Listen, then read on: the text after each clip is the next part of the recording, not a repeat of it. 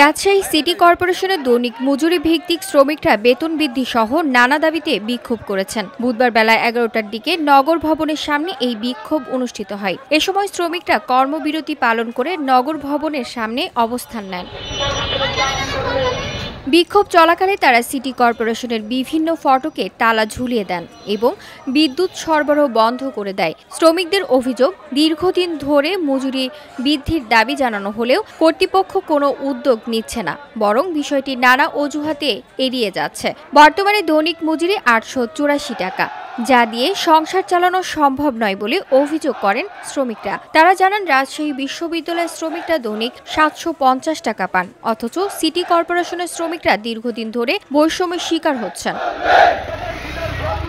শ্রমিকরা দ্রুত তাদের দৈনিক মজুরি ৭৫০ টাকায় উন্নতি করার দাবি জানান। তারা বলেন, বর্তমান বেতনে সংসার চলে না, সন্তানদের লেখাপড়ার খরচও মেটানো যাচ্ছে না। বিক্ষোভে সিটি কর্পোরেশনের ৩০টি ওয়ার্ডের অন্তত ২৫০০ শ্রমিক অংশ নেন। দাবি পূরণ না হলে তারা লাগাতার আন্দোলনের হুঁশিয়ারি দেন।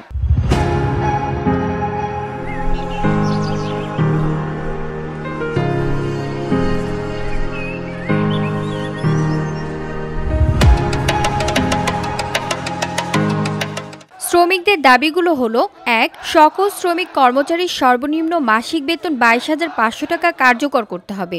২. রাষ্ট্রীয় ঘোষিত দৈনিক ৭৫০ টাকা মজুরি প্রদান করতে হবে। ৩. প্রতি বছর নির্ধারিত উৎসব ভাতা প্রদান করতে হবে। ৪. বেতন প্রতি মাসে ৩ তারিখের মধ্যে পরিশোধ করতে হবে। ৫. শ্রমিকদের অভিযোগ থাকলে তা লিখিতভাবে গ্রহণ ও সমাধান করতে হবে। একই অভিযোগ থাকলে অন্যত্র বদলি করা যাবে, কিন্তু চাকরিচ্যুত হুমকি দেওয়া যাবে না। ৬. অবসর গ্রহণের সময় বিদায়ের সম্মান প্রদান করতে হবে। ৭. নিয়োগ বাণিজ্য বন্ধ করে অস্থায়ী কর্মীদের স্থায়ী করতে হবে। শ্রমিকরা জানান, তাদের যৌক্তিক দাবি দ্রুত বাস্তবায়ন না হলে আন্দোলন আরও বিস্তৃত করা হবে। VOD Bangla news desk.